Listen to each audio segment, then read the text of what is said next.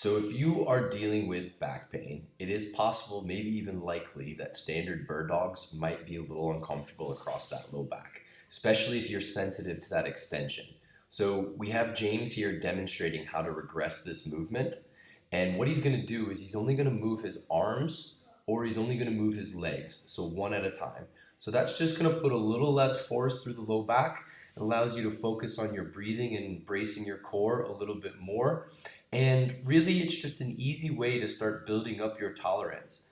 There's a lot of things that we give as rehab professionals that sometimes clients just find difficult at the start point. So it's important we find an easier version to start with.